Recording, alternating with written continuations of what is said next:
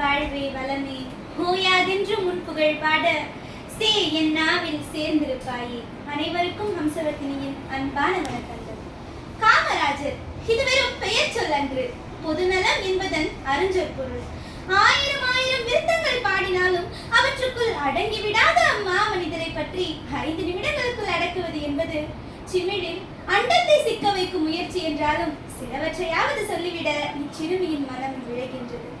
இந்தியாவின் 2 பிரதமர்களை உருவாக்கிய கிங் மேக்கராம் கர்ம வீரர் காமராஜர் அவரின் உண்மையும் உழைப்பும் என்ற பொருண்மையை என் குருவாக ஏற்று நாளைய பாரதத்தை வழிநடத்தும் ஒரு பிரதமராக வேண்டும் என்ற உன்னத லட்சியத்தோடு என் உரையை தொடங்குகிறேன்.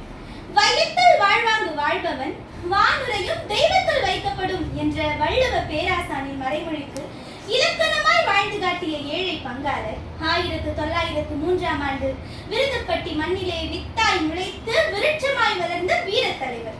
9 ஆண்டுகள் அரியணையில் அமர்ந்தவர் அல்ல, 9 ஆண்டுகள் தமிழரின் இதயங்களில் அறத்தின் அரசாட்சியை நிலைநாட்டியவர். 1976ஆம் ஆண்டு பாரத ரத்னா என்னும் பெருமை அவரது திருநாமத்தை அலங்கரித்தது. உன்னத எழுத்தாளர், உலக புகழ் பெற்ற லியோ டால்ஸ்டாய் அவர்கள் ஆன்மாவின் தூய்மையே மனிதனின் ஆகச் சிறந்த அழகு என்றார். இந்த உண்மையை தன் வாழ்நாளின் இறுதி வரை மெய்ப்பித்தவர் காமராஜர். உழைப்பே உயர்வு தரும், அதுவே ஆன்மாவை சுத்திகரிக்கும் என்றார் மகாத்மா காந்தி. காந்தியம் பேசிய சுயசார்பு மற்றும் உழைப்பு என்ற தத்துவத்திற்கு தமிழகத்தில் செயல் வடிவம் கொடுத்தவர் காமராஜர். கர்ம வீரர் காமராஜரின் உண்மையையும் உழைப்பையும் ஒவ்வொன்றாக உங்கள் நெஞ்சங்களில் பதிக்கின்றேன், கேளுங்கள். பசியின் ஆழம் அறிந்தது காமராஜரின் உண்மை. பரிவின் பெருங்கடலாய் பொங்கியது அவரது உழைப்பு. பசித்த சிறுவனின் கண்ணீர் துளியை பாரதத்தின் எதிர்காலம் என படித்தவர். வயிற்றின் வெற்றிடம் நிரம்பாமல் வாழ்க்கை நூல் திறக்காது என்று உணர்ந்து உணர்வு எனும் அமுதத்தை ஊட்டி உணர்வு எனும் ஒளியை ஏற்றிய உத்தமரவர். வியர்வை துளிகள் விழும் மண்ணை வெற்றி பொன்னிலமாக்க வேண்டும் என்பது காமராஜரின் உண்மை. அதனை நனவாக்கியது அவரது உழைப்பு. பவானிசாகர், சாத்தனூர், வைகை, மணிமுத்தாறு என பல அணைகளை கட்டி ஆறுகளை அழைத்து வறண்ட வயலுக்கு வசந்தம் சூட்டினார். விவசாயியின் நெஞ்சில் நம்பிக்கை விதைத்து விளைச்சலின் புன்னகையை மலரச் செய்தார். நேர்மையே நெறி என்பது காமராஜரின் உண்மை. அந்த நெறியை வாழ்நாள் முழுவதும் காத்தது அவரது உழைப்பு. மக்களின் காசை மக்களுக்கே செலவிட்ட மகத்தான நேர்மையின் மாமனிதர் காமராஜர். கல்வியே காலத்தின் கதவை திறக்கும் திறவுகோல் என்பது காமராஜரின் உண்மை. அந்த உண்மையை ஊரெங்கும் மலரச் செய்தது அவரது உழைப்பு. அதனால்தான் கிட்டத்தட்ட 30,000 பள்ளிகள் மலர்ந்தன, படிக்காத கிராமங்கள் படித்தன, புத்தகத்தின் வாசம் பரவியது, புது தமிழகம் பிறந்தது.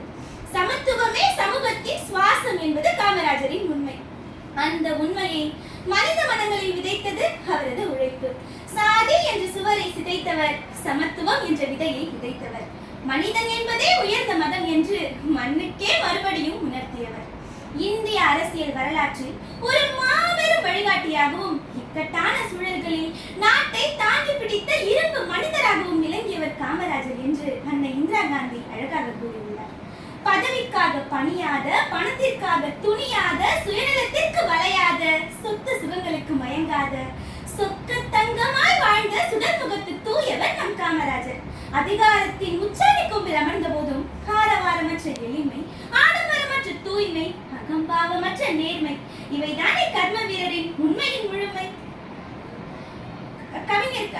கவிஞர் கண்ணதாசன் தனது பாடல் வரிகளில் காமராஜரின் உண்மையையும் உழைப்பையும் மிக அழகாக கூறியுள்ளார். கொட்டிலே தோன்றி குவளையத்தில் பேரெடுத்து இட்டமுடன் சேர்ந்தார்க்கு இறைவனாய் தோற்றமுற்ற இயேசுபிரான் மேற்றிசையில், இளைய பிரான் கீர்த்திசையில், சத்தியமே தெய்வம் சமத்துவமே வாழ்க்கை என இத்திசையில் ஒரு நாள் இளவரசாய் வந்துதித்த புத்த பிரான் என்றார். இந்த வரிகள் போதும் காமராஜரின் உண்மையும் உழைப்பும் எப்படி போற்றப்பட்டது என்பதற்கு. உண்மையை விதையாக்குவோம், உழைப்பை நீராக்குவோம், நேர்மையை உரமாக்குவோம், நாட்டை நந்தவனமாக்குவோம். உண்மையால் உயர்ந்த உழைப்பின் உருவமாம் கர்ம வீரர் காமராஜர், அவரை என்றென்றும் போற்றுவோம் என்று கூறி வாய்ப்பளித்தமைக்கு நன்றி கூறி விடைபெறுகிறேன். நன்றி, வணக்கம்.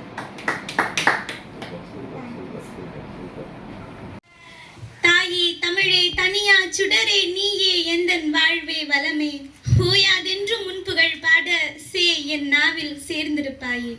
அனைவருக்கும் என் அகம் நிறைந்த நற்றமிழ் வணக்கம். காமராஜர் இது வெறும் பெயர் சொல் அன்று, பொதுநலம் என்பது என்பதன் அறிஞ்சொற்பொருள். ஆயிரம் ஆயிரம் விருத்தங்கள் பாடினாலும் அவற்றுக்குள் அடங்கிவிடாத மாமனிதரை பற்றி 5 நிமிடங்களுக்குள் அடக்குவது என்பது சிமிழில் அண்டத்தை சிக்க வைக்கும் முயற்சி என்றாலும் சிலவற்றையாவது சொல்லிவிட இச்சிறுமியின் மனம் விழைகின்றது. இந்தியாவின் 2 பிரதமர்களை உருவாக்கிய கிங் மேக்கராம் கர்ம வீரர் காமராஜர் அவரின் உண்மையும் உழைப்பும் என்ற பொருண்மையை என் குருவாக ஏற்று நாளைய பாரதத்தை வழிநடத்தும் ஒரு பிரதமராக வேண்டும் என்ற உன்னத லட்சியத்தோடு என் உரையை தொடங்குகிறேன். வையத்துள் வாழ்வாங்கு வாழ்பவன் வானுரையும் தெய்வத்துள் வைக்கப்படும் என்ற வள்ளுவ பேராசானின் மறைமொழிக்கு இலக்கணமாய் வாழ்ந்து காட்டிய ஏழை பங்காளர் 1903ஆம் ஆண்டு விருதுப்பட்டி மண்ணிலே வித்தாய் முளைத்து விருட்சமாய் வளர்ந்த வீர தலைவர். 9 ஆண்டுகள் அரியணையில் அமர்ந்தவர் அல்ல, 9 ஆண்டுகள் தமிழரின் இதயங்களில் அறத்தின் அரசாட்சியை நிலைநாட்டியவர். 1976ஆம் ஆண்டு பாரத ரத்னா என்னும் பெருமை அவரது திருநாமத்தை அலங்கரித்தது. உன்னத எழுத்தாளர் உலக புகழ்பெற்ற லியோ டால்ஸ்டாய் அவர்கள் ஆன்மாவின் தூய்மையே மனிதனின் ஆகச்சிறந்த அழகு என்றார். இந்த உண்மையை தன் வாழ்நாளின் இறுதி வரை மெய்ப்பித்தவர் காமராஜர். உழைப்பே உயர்வு தரும், அதுவே ஆன்மாவை சுத்திகரிக்கும் என்றார் மகாத்மா காந்தி. காந்தியம் பேசிய சுயசார்பு மற்றும் உழைப்பு என்ற தத்துவத்திற்கு தமிழகத்தில் செயல் வடிவம் கொடுத்தவர் காமராஜர். கர்ம வீரர் காமராஜரின் உண்மையையும் உழைப்பையும் ஒவ்வொன்றாக உங்கள் நெஞ்சங்களில் பதிக்கின்றேன், கேளுங்கள். பசியின் ஆழம் அறிந்தது காமராஜரின் உண்மை, பரிவின் பெருங்கடலாய் பொங்கியது அவரது உழைப்பு.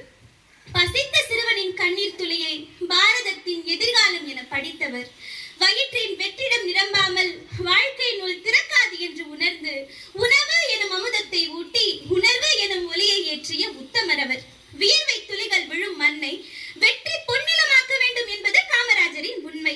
அந்த உண்மையை நனவாக்கியது அவரது உழைப்பு. பவானிசாகர், சாத்தனூர், வைகை, மணிமுத்தாறு என பல அணைகளை கட்டி ஆறுகளை அழைத்து வறண்ட வயலுக்கு வசந்தம் சூட்டினார்.